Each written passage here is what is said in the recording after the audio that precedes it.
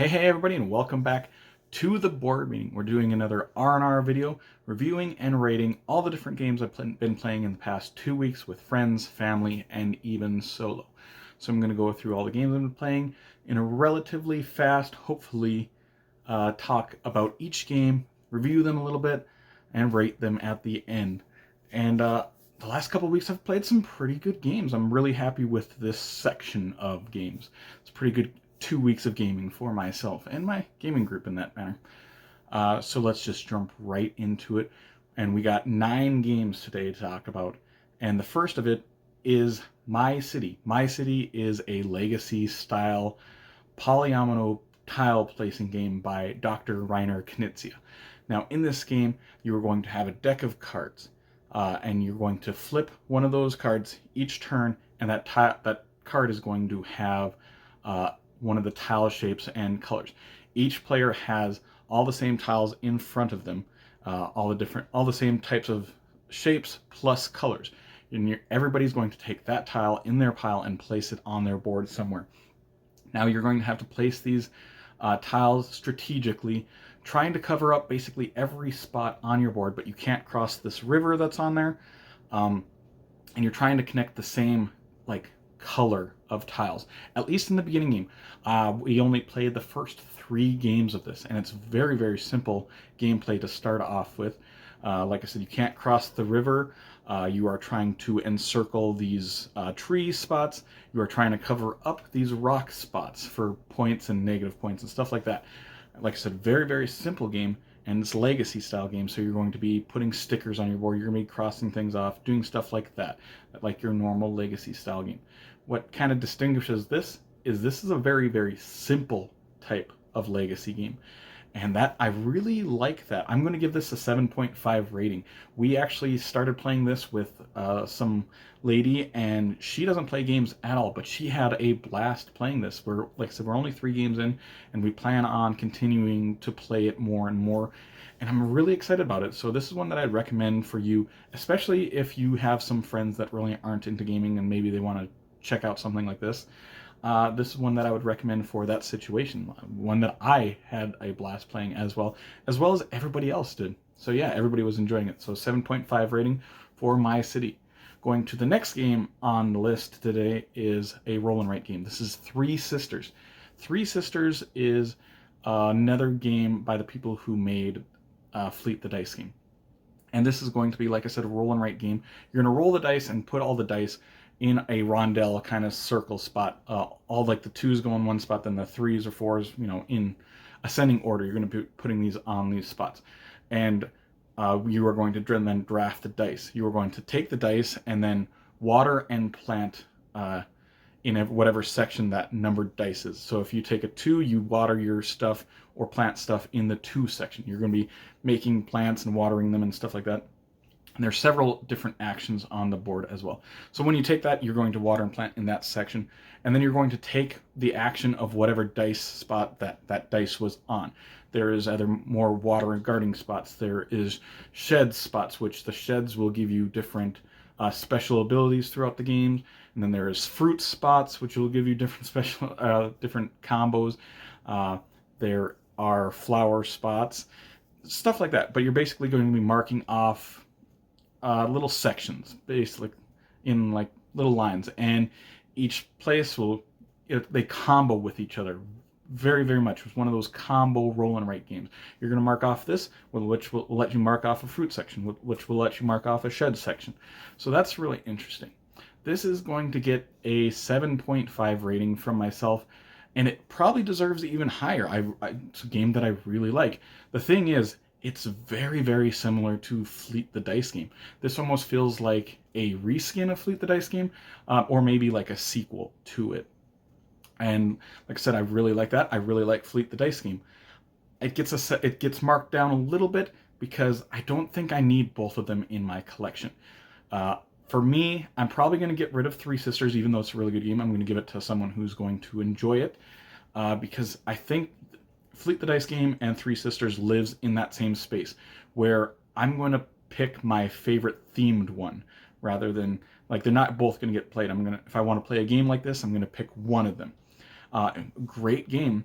But like I said, one of them is going to cause the other one not to get played as much, so I don't need two games that are this similar in my collection. So to me, I would pick if I was you, I'd pick my favorite theme out of the two, and just go with that. But I mean, you can also own both of them. Great games to own. So yeah, 7.5, good rating, but a little bit too similar to Fleet the Dice game for me. Let's go to our third game. Third game is Magic Maze. Magic Maze is a real-time cooperative game which is a very innovative game to me. I've never gotten to play this. I've really wanted to play it.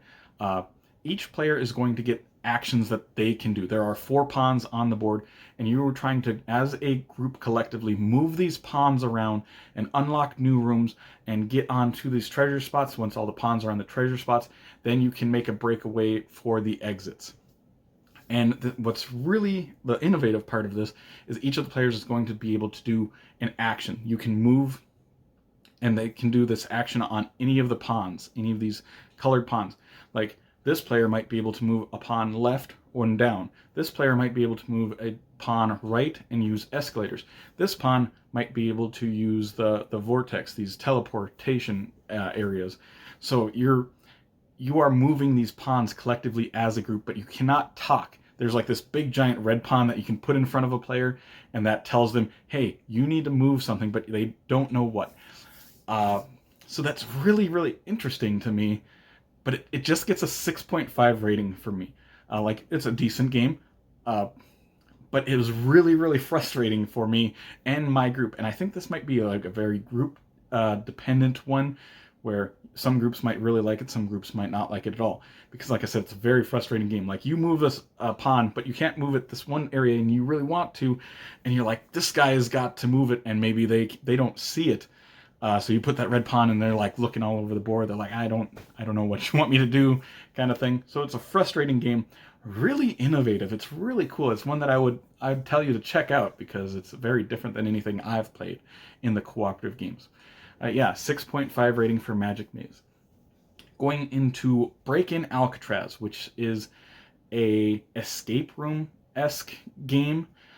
Escape room in a box. But then this one, the quirk of this one is you're breaking into Alcatraz. And now it comes in this big box, and slowly you are unfolding these sides of this Alcatraz box to do clues. Your typical escape room type game. The puzzles in this are kind of quirky, and some of them aren't the best. Some of them are okay. One of the big flaws in this game is it says it's 1 to 6 players. We did play this as a 6-player game experience on one of our game nights, and it is definitely not that many players. This is like a 1-player, 2-player max kind of escape room, because you are going to have to look in this box, look at different things, while everybody else is just waiting for you to kind of try and do those puzzles. In fact, like 2 or 3 of the people while we were playing this decided to just leave because they weren't doing anything. So it's definitely not a 6-player game. Definitely not a 5 or 4 or 3-person one. I'd suggest 1 to 2 players. Even then, it was really quirky, kind of. Out of all the escape room in a box games I've played, this is my least favorite. I'll give it a 4.5. Let's say 4.5. There are much better escape room games. Try the exit games, try the unlock games. They're much better, in my opinion. So it's not really one that I would recommend. I'd go check out the other ones instead. Yeah, so 4.5 we'll say. Going to our next game. Our next game is 10. 10 is this push your luck game by the same creators, designers as Point Salad and some of these other games. 10, like I said, push your luck game. You are going to be, on a player's turn, they're going to be drawing cards. And these cards are either going to have numbers on them, or they're going to have these currency, which are these little black dots. And if you get more than 10 for the numbers, by adding all the numbers that you've flipped over, you bust. Or if you get more than 10 currency while flipping these cards over, you bust.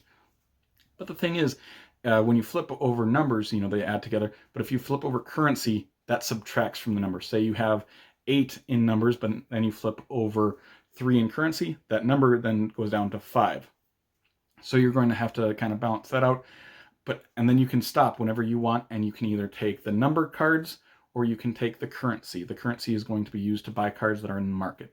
Cards are going to go into the market if players will either take currency or if someone busts. If you bust, all the cards will go into the marketplace. So you take cards, and then you can use your currency to buy a card in the marketplace. This is all in the name of making colors in sequential order. So you want runs of numbers in each color. So if you get the red 4, 5, 6, 7, 8, you want to make runs. And at the end of the game, you're going to score however big your run is in each color. If you get 1 through 9 in a color, instead of being 9, you'll get 10 points as a bonus. So it's a really interesting game, and it had quite a bit of hype. I'm giving this a 6.5 rating. It was a good little push your luck game, but it got, I think maybe people telling me it was so good got my hopes up to it being something different. I think it's a good game, but it's not one that's going to stick out a ton for me. But it's one that, if you're looking for a simple push your luck game to try, to check that one out. So yeah, 6.5 for 10. Going to our next game. Our next game, talking about hyped games. This one got a lot of hype. This is a party game. I don't play a ton of party games. This is So Clover. So Clover kind of stands alongside the edges of Code Names and Decrypto and stuff like that. It was a very popular party game that came out in 2021, I think it came out, and I finally got the chance to play this. In this game, each player is going to get these green Clover boards, and then each player gets 4 of these cardboard things that you'll put onto your Clover boards. Each of these cardboard cards has 4 words on them, and they're in squares. So you have to put them onto your Clover board in random orders, and each side will get a pair of words. So you'll have like the word night and moon, and you'll have to combine, like, think of a word that makes people think of those 2 words. And you're going to have 4 different sides. You're doing that, writing it on all of the 4 sides, trying to write a word that connects to these other 2 words. So that's really interesting. After that, you put the boards out and you add another one of those cards with words on it, and everybody else has to just try to figure out where the cards go onto your board and which one doesn't even go on your board at all. There's not, and then there's scoring, but nobody really keeps track of the scoring. It's basically just an activity, fun little activity. I'm going to give it a 7 rating. My group really enjoyed this. I broke this out and explained the rules, and I thought it was late at night, and I was like, well, we'll just do like one quick round. We ended up playing it like 4 or 5 times, going around doing that. Fun little game. If you like word games, like in the party games, this is one that you should definitely check out. Going to our 7th game. 7th game is Zombicide Black Plague. I talked about Zombicide the other week, and this game that I really have quite enjoyed. Zombicide Black Plague is like Zombicide, but it's got the fantasy theme to it. This is a cooperative game where you are moving around this board, and these zombie hordes are coming after you. You are searching areas, trying to get better and better weapons, and if you do attack zombies, it's a dice chucking game. You also have an experience level track that keeps track of your experience, and you're going to be leveling up, getting more special powers. In this game, it distinguishes itself from the Zombicide because you're going to have shields and defense and stuff like that in this game rather than that. I like this one more than Zombicide. This is going to get an 8.5 rating. I like the system a little bit more, and I like the setting more than the regular. I like the fantasy theme setting for this one. So yeah, 8.5 is a great game, one that I highly recommend having you check out. Going to our 8th game of this week. This is pretty popular, or it was pretty popular. This is an older game. This is Star Realms. Star Realms is a deck building game, but it only comes in this little tiny box, which is impressive in itself. And this is your typical deck building game where you're going to be buying new cards, adding them to your deck. But in this one, it's like a battle game. Each player starts with 50 health, or I think it's called authority in this game, and you are trying to attack the other player, bringing their authority down to 0. You're going to get different cards that will combo with other cards. Like if you have 2 factions of this red faction, they'll get certain more special abilities. Very, very simple deck building game, but it works really, really well. I don't think it's like crazy innovative or anything like that, but it's like your average deck building game. It's going to get a 6.5 rating, but it's one that I think that a lot of people should own in their collection, because if you just get the base game, and that's all I have for this, it just comes in a box literally like this big and like that thick. So it's interesting that they've done so much with like a tiny little boxed game. That's very impressive for me. But like the gameplay gets 6.5. It's typical deck building game, but it doesn't take up a lot of space. It's very cheap. It's one that I think you should probably own. So yeah, 6.5 for Star Realms. And our last game of the week, I think it's Galaxy Trucker, the second edition. Now, I've never played the first edition of Galaxy Trucker. Galaxy Trucker is another real-time game. This one's not a cooperative game, though, unlike Magic Maze, where you are trying to build your ship as efficiently as possible. There are a bunch of tiles in the middle that you're going to be building your ship out of, but all these tiles are laid face down. And you are going to, as fast as you can, you're going to flip one tile over, look at it, and either add it to your ship or put it back into the pile. Then you're going to take another part, look at it, add it to your ship, or put it back in the pile. You can either take face-up tiles or face-down tiles when you're adding to your ship. And you're going to need everything in this game. You're going to need the engine pieces. You're going to need the guns. You're going to need connector pieces. You're going to need cabins to fill with astronauts and people. You're going to need these batteries to activate certain different guns or engines. These double guns or double engines. There's different things, and you're going to need everything. And you're going to have to build this in a manner that makes sense. You're going to have to connect the right pieces to the right pieces. Like if it's a double connector, you need a double connector on it. If it's a single connector, you need a single. Then there's the wild connectors, which you can use a single or a double on. And you're going to be doing this as fast as you can. As soon as one player finishes, they flip over the sand timer. Everybody else has that much time to finish their ships now. And so you're going as fast as you can, but you want to be efficient, but whatever. You don't want the connector pieces to go on the outside of the ship, then the outside of your ship will be vulnerable. After you have finished and the sand timer has run out, then you are going to go on this like adventure thing where you're going to be flipping over these cards, which bad things will start happening to your ship, or maybe good things if you're lucky. Some meteor ship showers will happen and be taking off part of your ship, or you might get attacked by pirates and stuff like that. Or you might have open space, which will be good for you. So yeah, it's really interesting. And by the end of, and you can play this as a campaign or a single mission. By the end of the mission, a lot of times your ship is barely holding together, or maybe it fell apart completely. I really, really enjoyed this. And like I said, I've never played this, but we played the second edition. We played through like the whole like 3 mission campaign, and we played like the training mission, played it a few times. And I really, really enjoyed this more than I thought I would, actually. And so it's going to get a 9 rating from me, one that I really have liked. And I'm going to continue breaking this out, bringing it to game night. I really liked it. So yeah, 9 for Galaxy Trucker, and I don't give out 9s very often for these reviews. So yes, but that will complete this list today. Let me know in the comments below some of the games that you've played, or maybe the ones that you want to check out. Either way, if you did enjoy this video, make sure to like and subscribe to see more weekly content from me, Shane, at the board meeting in the future. Hope you all have an amazing day. Take care, everyone.